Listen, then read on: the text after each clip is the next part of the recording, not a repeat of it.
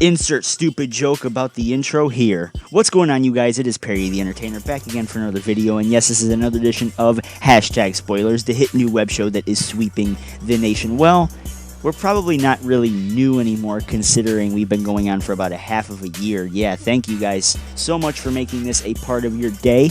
And on this show, we talk about Smackdown spoilers and analyze them in only a way that I can. Season 2, which has only been about 3 episodes now, has been all about the season of the people, and this is the season that I've been giving back to you, the fan who has made this series as long as it has been. I usually get to about 10 episodes before I actually quit. And, well, this one is the longest running series on the channel, so thank you guys so much for keeping this series alive. And this week we are going to be giving a shout out, a special plug to the person who created the desktop for this episode, which is Black with Evil 2. If you have not missed it, it's the biggest word in the center of the screen. He does his WWE news, entertainment, 24/7 subscribe, almost 250 subscribers. I've known him for about 4 or 5 years now. He's just got his channel back, so you guys go give him a little a view or a sub or something, and tell him that PTE sent you, and tell him you got here because of Hashtag Spoilers, because this is your favorite show on the interwebs. So, without further ado, let's get right down to business for the week of January the 22nd, because this is Thursday Night Smackdown. I completely forgot about that. Thank you to Andrew Carroll. Thank you guys so much for getting the spoilers out to your boy. Michael Cole and Byron Saxton come out to a decent pop. Jerry Lawler came out to a huge pop. I'm still finding it kind of weird that Jerry Lawler's doing SmackDown. So it's gonna take some getting used to. I mean, I'm sure it's not a publicity stunt or something to try and get some viewership on Thursday nights. I don't think that's it at all. Anyway, let's kick off these spoilers. Daniel Bryan kicks off the show just like he did last week and introduces Ryback, Dolph Ziggler, and Eric Rowan. The quote-unquote fired WWE superstars returned to a big pop. Rowan spoke and got the what treatment. They're interrupted by the Authority minus Stephanie McMahon and Triple H. It is announced the 3 superstars can get into the Royal Rumble main event if they win their matches tonight. Ziggler versus Bad News Barrett, Ryback versus Rusev, and Rowan versus Luke Harper. I could really do without this segment, and I'm sure a lot of you guys too would, just because I feel that keeping Ryback, Ziggler, and Rowan off of TV would just kind of, it would make their returns a little bit more, hey, they're back, and, come back in a big way, not on SmackDown, and not, compete 3 days after, well, kayfabe 3 days, obviously 24 hours, after you're getting your jobs back and stuff. So I feel that it kind of ruins the surprise of the surprise Royal Rumble return, which is what the easiest option would have done, rather than have them come on SmackDown and wrestle pointless matches after being off of TV for 2 weeks. Especially when it looks like the 3 superstars that are coming back are going to be jumping into storylines like the 2 weeks never even happened. I mean, Ziggler just lost the IC title to Bad News Barrett a couple weeks ago. Ryback and Rusev have been going on for quite a while now. And Rowan and Harper, I don't know how the hell they're going to even keep that feud going, considering there's no title in the mix, or any sort of crap for that matter, other than the fact that you turned on me and I'm mad at you. So let's continue, I guess. Ziggler, what do you guys think about that, by the way? What do you guys think about the 3 fired WWE superstars, Rowan, Ziggler, and Ryback, making their returns on SmackDown instead of at the pay-per-view? I feel that that's a waste of a moment, basically is what I'm saying. Ziggler versus Barrett in a non-title match is up first. Ziggler gets the win with a zigzag and earns his spot into the Royal Rumble match. Like we knew that wasn't obviously going to happen. Ziggler's the most over guy out of the 3 that are here, and he's obviously the most talented out of the 3 there. So I'm still wondering why the hell. I think Bad News Barrett has lost more matches as the IC champion now that he has without it. He only had 1 match without it. What the hell am I talking about? Basically, you know what I'm saying. I don't really like the IC champion losing a ton of matches. I mean, granted, this is a match that Ziggler kind of needed to win, and but I don't really like seeing Bad News Barrett, not really job, but more so enhance the enhanced, if you get what I mean by that. He's got the IC title. He's got a mid-card championship right now, and he shouldn't be losing every week to Sin Cara and, Dolph Ziggler and shit like that. Renee Young interviewed Roman Reigns about the Royal Rumble match. One correspondent said it actually wasn't awful, and another said Reigns is looking more confident on the mic, which is awesome, which was actually one of the only key things that a lot of people have against the guy.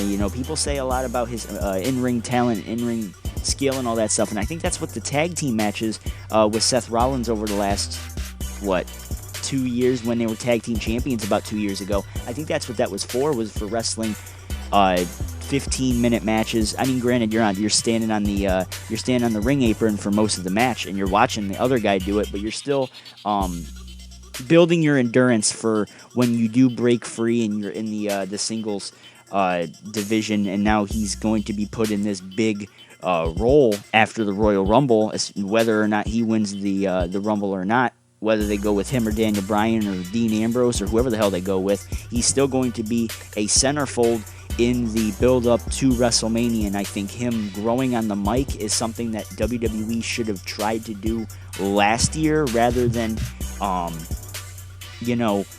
have him go out there, do that Reigns or Raw is Reigns or Raw is Roman shit, and then have him look like a complete fucking baboon going out there. Buffoon, whatever the fuck he was. He looked flippin' pitiful on that microphone last year, and it looks to me, and I'm not trying to say this to sound like an asshole, but I think this hernia surgery was probably the best thing for him. Now he gets a chance to sit back and grow on what he needs to grow on, being his in-ring work and his mic work. And obviously, with him growing more confident on the mic, honestly, I'm excited to see what Roman has to do coming out of the Royal Rumble and going into WrestleMania, on the road to WrestleMania.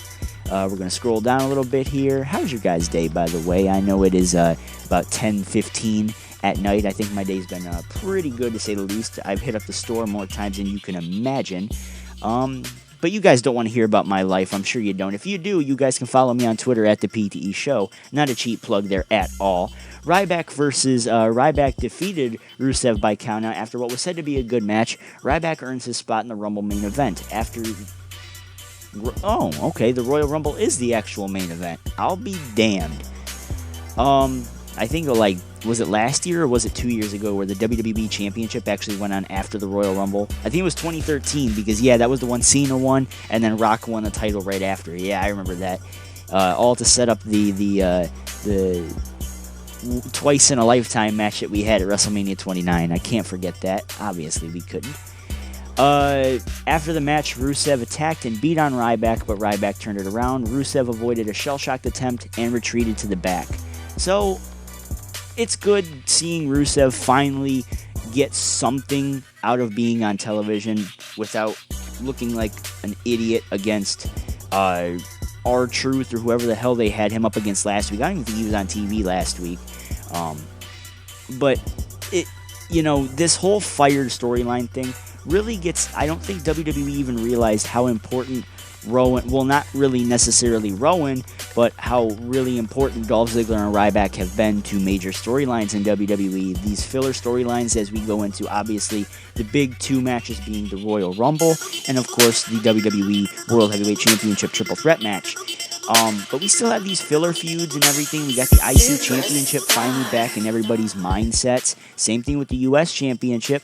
And, with two of the contenders, with two of your big pushed faces right now, Ryback and Dolph Ziggler, being them off TV right now, doesn't help your mid-card grow at all. Instead, you actually have to build up Sin Cara and R-Truth to pose as some sort of threat, and you actually had Sin Cara beat the IC champion 2 weeks ago. Some things you just don't really understand, but it's just... You got to accept it, because there's nothing we can do about it. But like I said, it's nice to see that Rusev finally has something to do after 2 weeks of being just thrown around like a piece of meat in a pack full of wolves. Brie Bella defeated Naomi in a short match. Nikki Bella was at ringside while Paige and Natalya were on commentary. Just like every Divas match is fucking built up on commentary. Fucking great. Gives me another reason to mute the goddamn TV. Other than the crappy ass commentary that we get every week. Luke Harper defeated Eric Rowan after a missed top rope splash. Rowan does not qualify for the Royal Rumble.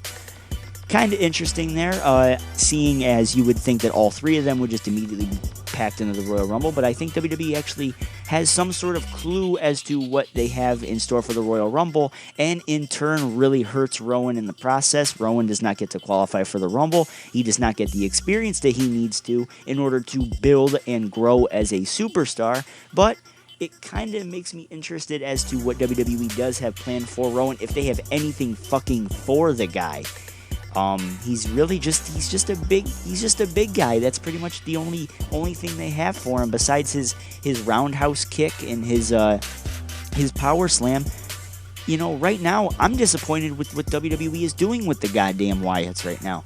Bray is back to being, you know, in everybody's minds. Luke Harper's jumped off the goddamn jumped off the sea or some shit like that on a flat map, and Eric Rowan just fell flat on his face. That's pitiful.